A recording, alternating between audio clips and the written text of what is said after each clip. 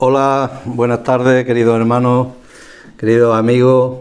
Quería compartir con vosotros, como cada semana vengo haciendo, un pequeño pensamiento. Voy a intentar ser breve y hoy quería compartir con vosotros el Salmo 51. Y no lo voy a leer todo, pero voy a leer unos versículos. Salmo 51, versículos 11 y 12.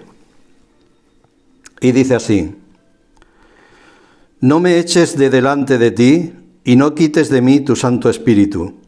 Vuélveme el gozo de tu salvación y espíritu noble me sustente. Este es un salmo de David y voy a intentar explicaros un poquito, una introducción de en qué situación David está escribiendo este salmo. Y este salmo lo escribe David después de que tiene una situación cuando los reyes salían a la guerra, y en esta ocasión David no salió, se quedó, su ejército se fue, sus capitanes, sus generales se fueron, el ejército a conquistar, y él no salió a la guerra, él se quedó en palacio. Aproximadamente David tendría unos 50 años, David ya había pasado mucho, todos sabemos historias de David, vamos, hasta el que no es convertido en el Señor sabe de historias de David, sobre todo esa situación cuando él con una honda, una piedra mata al gigante, un gigante que casi medía pocos centímetros, casi 3 metros de altura, y era un hombre que ya fue llamado desde su niñez. El profeta Samuel lo ungió para ser rey de Israel, aún siendo rey Saúl. Entonces, él tiene una trayectoria, él es un adorador, él es un salmista, él era profeta, él, como dice Dios, era según el corazón de Dios.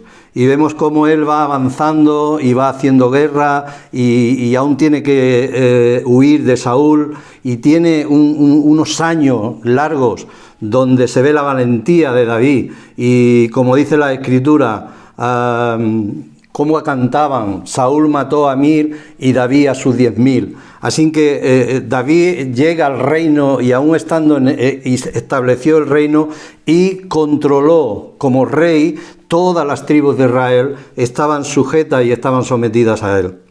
Entonces vemos un hombre valeroso, un hombre de honor, un hombre que estaba cogido por la mano de Dios, y un hombre íntegro. Sin embargo, en esta situación donde él está ya compartiendo el Salmo 51 y está clamando a Dios por el perdón, está reconociendo que él es pecador, reconociendo que aún desde el vientre de su madre ha sido engendrado en pecado, él está teniendo una relación de arrepentimiento. Pero ¿por qué está en esta situación David? Y David está en esta situación porque cuando los reyes salían a la guerra, él se quedó en palacio. Él no salió a hacer lo que tenía que hacer como rey. Y entonces él, estando ocioso, miró hacia el horizonte o no sé dónde miraría, pero vio una ventana y había una mujer bañándose y la codició. No lo había hecho nunca. Él tenía mujeres reconocidas, tenía concubinas, él no tenía que pecar, y sin embargo la llamó, la trajo a palacio y se acostó con ella. Adulteró. Se va la mujer a su casa y le llega el comunicado al rey de que está encinta, que está embarazada. Entonces él quiere ocultar su pecado. Entonces el marido de Betsabé estaba en el frente peleando, Urías, Eteo, y lo hace llamar para que le informen de cómo está la guerra allí, y viene Urías. Hermano, viene, le informa, y el rey le dice: ve a tu casa, ve con tu mujer, e intenta, y Urías no. Urías le dice: no, mi rey, estando tus siervos allí, estando allí peleando, yo no voy a bajar. Y él bajó y se fue con los siervos del rey y durmió en las puertas de palacio. Un hombre íntegro. David aún quiso llevarlo otra vez a su casa y lo invitó. No te vayas todavía, te invito. Y al día siguiente lo invita, lo emborracha y le dice que se vaya a su casa. Y Urías no lo hizo. Entonces, viendo el rey que no podía y que no iba a su casa y que el pecado que él había cometido, porque se había quedado Betsabé, se había quedado embarazada de él, manda, le da una carta y le dice: ve al general a Joab y entrégale esta carta. ¿Y sabéis lo que ponía en la carta, hermano? Ponía mandato del rey al general: ataca a los enemigos, pon a Urías Eteo en el frente, y cuando ataque el enemigo, huid y dejarlo al frente, y el enemigo lo matará. Y así fue. Y así fue. Por tanto, el querer ocultar su primer pecado, que fue de adulterio, lo llevó a un pecado también mayor, que fue el de llevar a la muerte a Urías. Un hombre íntegro. Urías Eteo era uno de los 30 valientes de David. Un hombre que durante muchos años había estado fiel al rey, lo que decía el rey, eso lo que hacía. Un hombre íntegro, hermano. De hecho, el padre de Betsabé también era uno de los 30 valientes de Israel. Hombre valeroso, que si el rey como en una ocasión se le apetece el agua y bajaron unos cuantos al campamento enemigo, le trajeron agua. Hombres valerosos, hombres de honor. Pero aquí David, un hombre íntegro también, un hombre de honor, un hombre cabal, un hombre que estaba al frente para repartir justicia al pueblo por mandato y que Dios lo había puesto como rey. En esta ocasión David se equivoca. Y este es el Salmo 51, donde David va a exclamar, va a pedir, va a rogar a Dios. ¿Y qué es lo que ruega? Por eso me he querido centrar en estos versículos y quiero leerlo otra vez con vosotros, pero era para poneros en situación. ¿Por qué David llega a esta convicción y se da cuenta? Porque el profeta Natán se le presenta a él y por una parábola de una serie de cosas que le dice, le hace ver al rey que él era ese hombre, que él era ese que había pecado. Y David entonces, cuando ve que el pecado ha sido descubierto y de que Dios le está demandando ese pecado y que le está pidiendo, porque él se estaba sintiendo sin fuerza, se estaba sintiendo en sus huesos secándose. Pero hasta que el profeta no se lo dice, es cuando él se da cuenta profundamente y exclama al Señor en este salmo. El profeta le dice, porque las consecuencias de su pecado, el profeta le dice que le va a pasar unas cosas. Lo primero que le dice es que tu hijo, el que vas a tener con Betsabé, va a morir. Y murió. Y de tu misma casa se van a levantar tus hijos y son los que van a hacerte guerra. Y también fue así. Pero David tenía promesas de Dios. Y esas promesas vinieron. Y fijaros, vino a través del segundo hijo que tuvo con Betsabé, que fue Salomón. Tremendo, hermano. Pero él tuvo que llegar a reconocer su pecado. Y me quiero centrar en lo que pasó en su vida. Y pasó esto. Vamos a leer el versículo. No me eches de delante de ti, y no quites de mí tu Santo Espíritu. Vuélveme el gozo de tu salvación, y espíritu noble me sustente. El gozo. El espíritu no se le fue. Pensad en aquellos entonces, David tenía el espíritu de Dios. En los profetas, en personas que descendía el espíritu, en ocasiones se iba. De David no se apartaba el espíritu. David es tipo de Cristo. David era un tipo de Cristo. Y el Espíritu de Dios no se apartó, porque dice él, no apartes de mí tu Santo Espíritu. Él sabía que el Espíritu de Dios, el Espíritu Santo de Dios, seguía morando en su corazón. Pero una cosa sí que sintió y dio, que el gozo de la salvación de Dios en él lo había perdido. Por eso, Señor, vuélveme el gozo de tu salvación.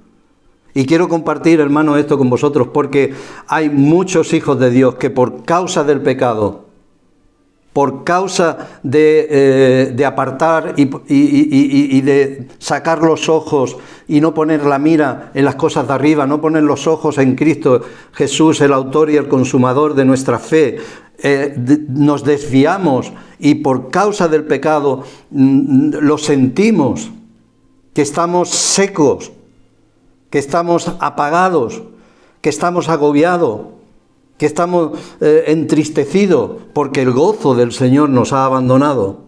Ahora, ¿por qué nos abandona el gozo del Señor? Es un resultado de cuando las Escrituras, hermano, en 1 Tesalonicenses 5:19, dice la Escritura que no apaguéis al Espíritu Santo. No apagues al Espíritu Santo. Y en Efesios 4:30 dice, no contristéis al Espíritu de Dios con el cual fuisteis sellados para el día de la redención. Estas dos cosas son las que pasa al cristiano cuando caemos en pecado y no nos arrepentimos, porque si caemos y nos damos cuenta, porque el Espíritu enseguida nos redarguye de pecado, nos lleva a la convicción de que hemos pecado. Y nos arrepentimos, hermanos, y abogados tenemos para con el Padre, a Jesucristo el justo. Él es fiel y justo para perdonar nuestro pecado y limpiarnos de toda maldad. Pero si confesamos nuestros pecados a Él, pero si nosotros seguimos una vida continua de pecado y no le confesamos, y después nuestra mira está en las cosas materiales, en las cosas de este mundo, pues si las cosas de este mundo son enemistad con las cosas de Dios, si nosotros tenemos un problema, una enfermedad, una situación, una necesidad y no vamos al Señor, el Espíritu de Dios se contrista, se apaga, se va de nosotros. Es lo que está diciendo Tesalonicenses y Efesios. ¿Por qué? ¿Por qué el gozo se pierde? Porque el fruto del Espíritu Santo, en Gálatas 5:22, hay un fruto. El Espíritu Santo da un fruto, y ese fruto tiene nueve como si fueran 9 frutos o 9 vértebras. Es un fruto que da, ningún árbol da 9 ramales de fruto, pero el Espíritu Santo sí da ese fruto. Y dice, el fruto del Espíritu Santo es amor, es gozo, es paz, es paciencia, es benignidad, es bondad, es fe, es mansedumbre y es templanza. 9 frutos. Es un fruto, pero son 9 ramas. Y esto que acabo de decir ahora, cuando hay pecado, cuando hay obstinación, cuando hay desobediencia, viene a quedarse en un estado de apagamiento, enfriamiento. No apaguéis, no contristéis, nos secamos. Quiero compartir esto con vosotros porque es importante para lo que en estos tiempos Dios va a hacer con la iglesia. Dios nos ha dado autoridad, hermano. En Mateo 28 o Marcos 16 al final, dice, toda potestad me es dada en el cielo y en la tierra, por tanto, id y haced discípulos a toda criatura, bautizándolos en el nombre del Padre, del Hijo y del Espíritu Santo, enseñándoles que guarden estas cosas. Recibiréis poder cuando venga el Espíritu Santo sobre vuestras vidas y me seréis testigos en Jerusalén, en Judea, en Samaria y hasta lo último de la tierra. Ese poder es tendréis poder para echar fuera demonios. Si tienes en tus manos serpiente o cosas mortíferas, si bebes, no te hará daño. El ataque del enemigo no te va a hacer daño. Hablarás nuevas lenguas, que ya hablé hacia atrás un poquito de este tema. Y sobre los enfermos pondrás tus manos y sanarás. Esos son los dones, pero el fruto también tiene que ser una realidad en nuestras vidas. Porque el Señor dice, procurad los dones mejores, pero sobre todo también yo muestro un camino más excelente, el amor. Está hablando del fruto del Espíritu Santo. Los otros son capacidades que el Espíritu Santo nos da, pero el fruto es la esencia profunda del Dios poderoso. Los otros son poderes, son realidades de nuestro Padre, pero lo otro emana porque Dios es amor. Es el fruto que emana el Espíritu Santo, lo primero, amor. Así que es importantísimo para lo que Dios va a hacer en este tiempo en la iglesia, hacer cosas nuevas con la iglesia. Va a derramar ríos en el desierto, va a abrir caminos en el desierto, va a derramar ríos también en la sequedad de esa tierra árida, de esa tierra seca. Va a levantar a su pueblo en este tiempo difícil. Yo lo creo. Viene una primavera de parte de Dios para su pueblo. Es lo que estoy compartiendo con vosotros. Pero, hermanos, es necesario que nosotros, como hijos de Dios, levantemos. Yo me estoy esforzando en esto. No estoy dejando esas pequeñas zorras que vengan y se coman las vides que están en cierne. Hay que discernir, hermano, hay que pensar que hay cosas que nos están carcomiendo. Y salir de ahí, clavarnos delante de nuestro Dios. Mirad, Nehemías 8:10 dice que el gozo del Señor es nuestra fortaleza.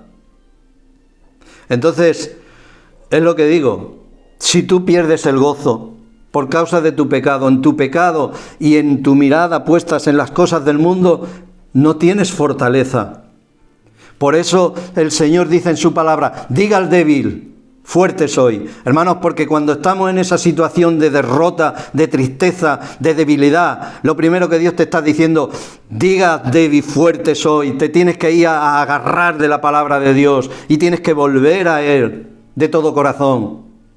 Me gusta un texto en 2 de Crónicas, os lo voy a leer, cómo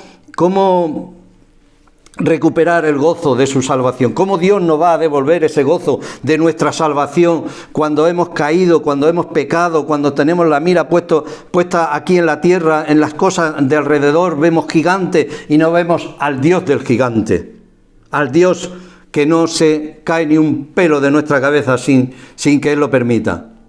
Y hemos caído en esa situación. Y yo me meto también ahí, hermano, y hay que salir de ahí. Hay que salir de ahí. Dios dice, sal de ahí.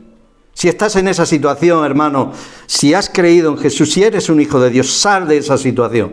Dios te está diciendo que salgas de esa situación. Pero tienes que reconocer, como David, en el Salmo 51, léetelo, hermano, tienes que reconocer tu pecado, tienes que reconocer dónde has caído, tienes que encontrarte con Dios. Y reconocer que sí, que el Espíritu está en ti, porque eres su hijo, y Él ha derramado su Espíritu a los hijos, pero has perdido el gozo. Y mira cómo vuelve el gozo. 2 de Crónicas 7:14. Dice el texto, si se humillare mi pueblo, hermano, vamos a humillarnos, sobre el cual mi nombre es invocado. Si oraren, hay unas tremendo las claves que da estos textos, tremendo. Yo cuando lo he leído me he gozado.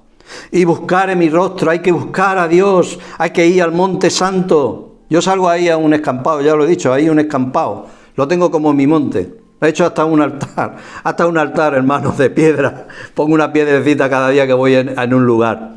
Eso lo digo en secreto. Pero lo he hecho mi lugar de oración, mi lugar de comunión con el Señor. Entra en tu cámara secreta. No tienes que ir, si tienes un monte al lado, ves al monte. al monte de la oración, al monte de buscar al Señor.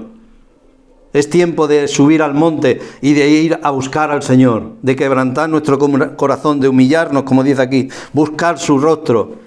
Si se convirtieren de sus malos caminos, tenemos que hacer un paro, una reflexión de nuestro caminar delante del Señor.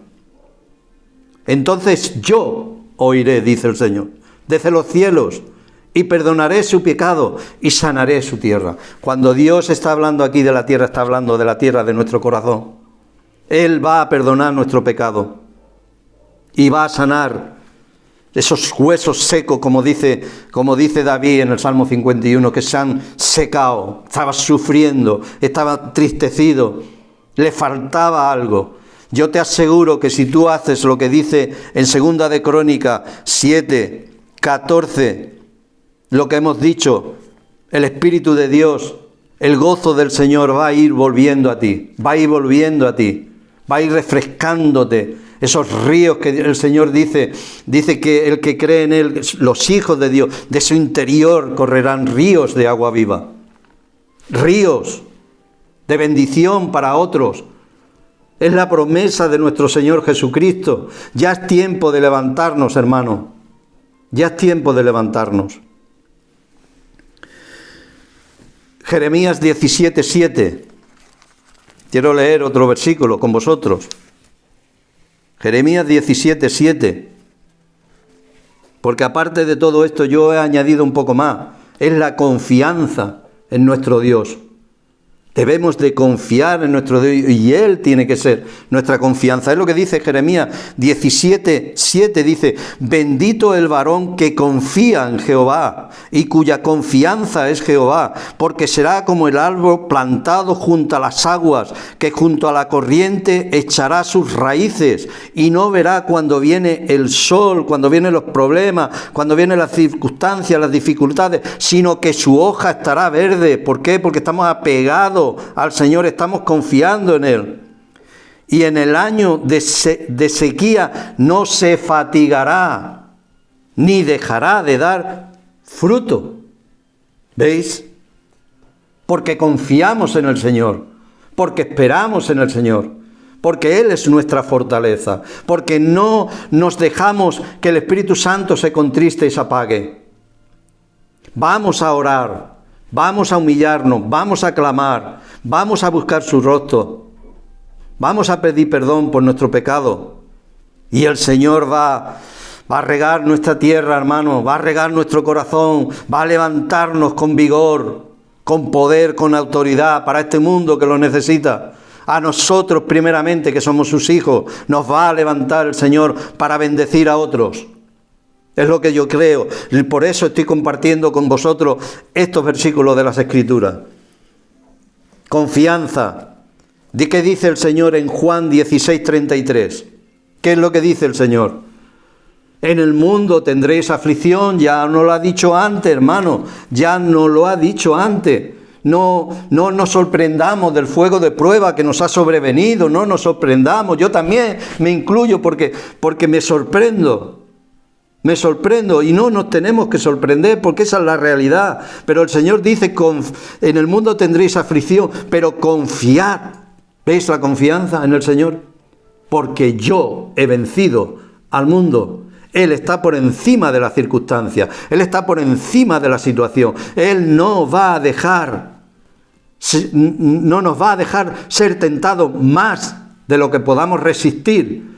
No lo va a hacer. Es su promesa, está en las Escrituras y no lo va a dejar hacer.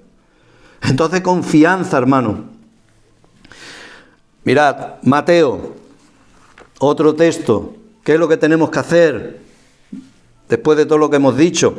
Mateo 6, 33, 34.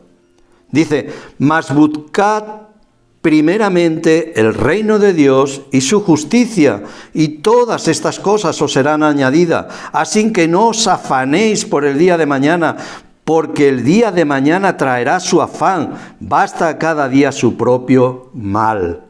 Mano, no te afanes. Busca primeramente el reino de Dios y su justicia.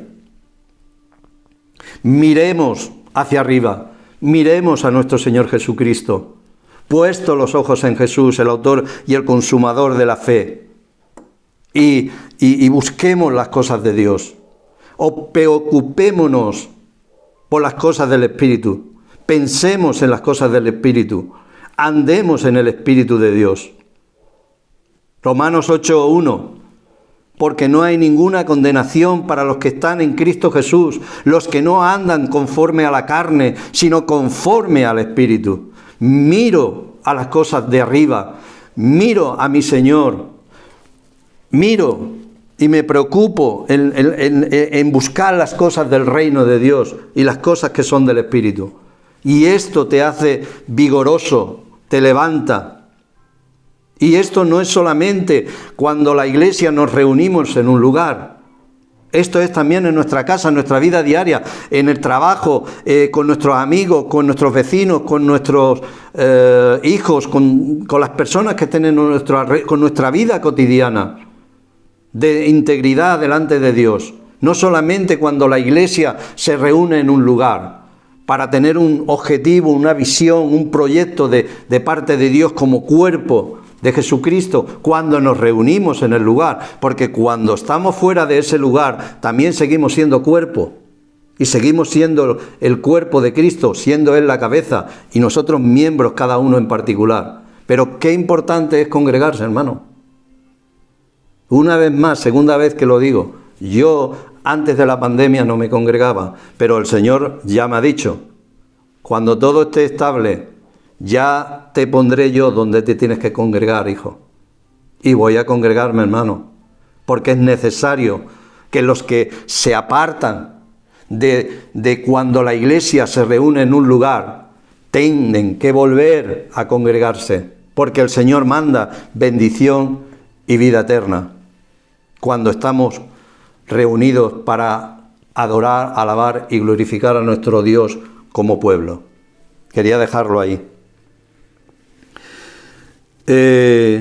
Así que es buscando las cosas de arriba. Y mirad, Juan 16, 22 al 24. Pidiendo al Padre en el nombre de Jesús. Tenemos que pedir. ¿Por qué tenemos que pedir? Ahora lo vamos a leer. Dice el 22 al 24 del capítulo 16 de Juan. También vosotros ahora tenéis tristeza, pero os volveré a ver, y se gozará vuestro corazón, y nadie os quitará vuestro gozo. Nadie te puede quitar el gozo. Hermano, ya lo hemos dicho, tú el gozo lo pierdes, tú el gozo se apaga, no se desarrolla, no está fuerte en ti porque has contristado y apagado el Espíritu Santo. Has sido tú. Y Dios quita eso. Pero nadie, ni el propio diablo puede venir pero él sabe las formas para que tú te vengas y te hundas, porque sabe que directamente el diablo no te puede quitar el gozo. ¿No lo sabías?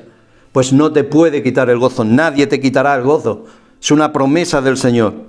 Pero tú sí que, yo, por causa del pecado, por causa de nuestra obstinación, por causa de no obedecer al Señor, por no poner la mira en las cosas de arriba, sino que las ponemos en la de la tierra, perdemos el gozo, hermano. En aquel día no me preguntaréis nada. De cierto os digo, que todo cuanto pidierais al Padre en mi nombre, os lo dará. Hasta ahora nada habéis pedido en mi nombre. Pedid y recibiréis, para que vuestro gozo sea cumplido. Tenemos que pedir. En medio de esta realidad tenemos que pedir a nuestro Padre en el nombre de Jesús. Señor, sácanos de esta situación. Señor, libéranos de esta situación. Señor, danos prosperidad en esto. Señor, bendícenos en aquello. Señor, queremos mirarte a ti, estoy débil. Señor, tú dices que tu gozo es nuestra fortaleza. Tú tienes que decir la promesa de Dios en tu vida. Señor, quiero esto. Señor, quiero lo otro. ¿O qué padre a su hijo le pide pan y le va a dar una piedra? ¿O le pide un huevo y le va a dar una serpiente? ¿Cuánto más vuestro Padre que está en los cielos? Pide para que tu gozo sea cumplido, porque cuando tú recibes, tu gozo es cumplido, se cumple el fruto, o sea, el gozo tiene unos resultados en tu vida, una dinámica, un refrigerio. Regocijaos, dice el apóstol. Otra vez os digo, regocijaos en el Señor. Estad siempre gozoso. ¿Cómo vamos a estar siempre gozosos, hermano? Y orar sin cesar. Si no es estando en una actitud de espíritu, del espíritu, del cual el espíritu no está ni contristado ni apagado en nuestras vidas. No es que seamos perfectos. Andamos hacia la meta y buscamos la perfección, y os aseguro que si pecamos, abogado tenemos para con el Padre, a Jesucristo el justo. Él es fiel y justo para perdonar nuestros pecados y librarnos de toda maldad, si confesamos nuestros pecados. Y el gozo, y hay crecimiento, hermano. Vuelve al Señor. Humíllate delante del Señor. Busca al Señor. Pídele perdón al Señor por tu pecado. Y vas a volver a sentir, porque Dios quiere que el gozo, su gozo de su salvación, sea una activación en cada hijo suyo. Así que, hermano, prepárate, porque Dios va a hacer, y el Espíritu Santo va a trabajar en tu vida, en la situación que esté, convenciéndote de pecado, redarguyéndote, te va a buscar, va a trabajar. Eso es lo que hace el Espíritu cuando estamos en esa situación que hemos perdido el gozo. No nos va a dar gozo cuando estamos en pecado, hermano. Nos lo va a dar cuando nos humillamos, cuando confesamos y cuando clavamos nuestras rodillas y le pedimos al Señor perdón. Esto es lo que quería compartir con vosotros. Así que yo os bendigo en el nombre de Jesús. Estés donde estés y cuando vayas a escuchar estas cosas. A ti, hijo de Dios, que crees en Jesús, que has nacido de nuevo. Pero también a ti, hermano, amigo. También me gusta dejar una pequeña reflexión. Porque este gozo que nosotros estamos hablando no es el gozo del mundo. Porque el mundo, cuando tiene las cosas bien atadas y busca sus placeres por aquí y por allá, y aún dentro de lo que nosotros y el Señor dice que es pecado, a ellos no reflexionan en eso. Ellos lo que quieren vivir en satisfacción, en felicidad y en gozo, pero es un gozo efímero, es un gozo no es eterno, es un gozo pasajero. De hecho, es un gozo pues que te lleva al infierno, en el sentido que no crees en Jesús, y Dios dice en la palabra, el que cree tiene vida eterna y el que no cree es condenado. Así que, amigo, cree en Jesucristo. Tan fácil como reconocer que Jesús es el Señor. Y que Dios lo levantó de los muertos. Y que Él vino a hacer un sacrificio que tú y yo no podíamos hacer. Vino a morir en nuestro lugar allí en la cruz. Vino a pagar el precio, porque no había precio posible para poder ser salvo. Así que cree que Jesucristo es el Hijo de Dios, que es el Alfa, que es la Omega, que es el principio, que es la vid, que es el pan de vida, que es el camino, la verdad, la vida, que es la vid verdadera, que es el buen pastor, que es el Rey de Reyes, que es el Señor de Señores. Créelo y búscalo.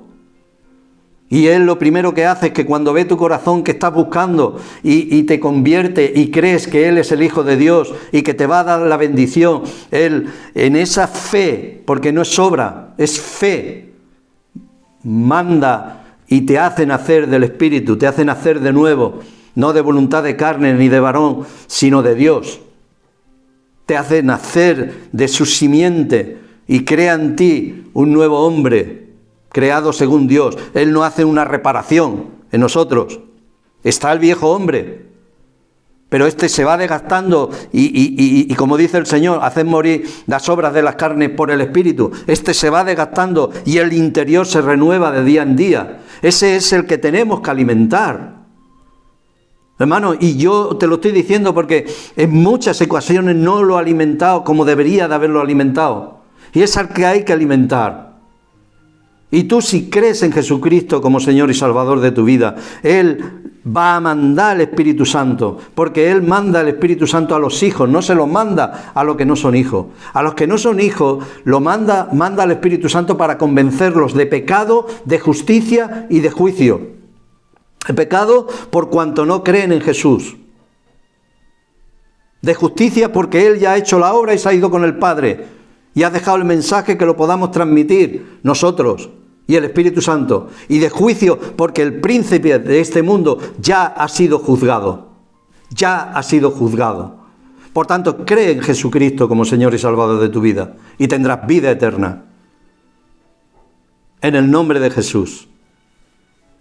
Así que este era el compartir que quería con vosotros. Y posteriormente, mañana, pasado, dentro de 2 o 3 días, subiré una canción que, como sabéis los que me seguís, pues soy un poco compositor. Ya, esta la hice ya hace muchos años, ya os diré.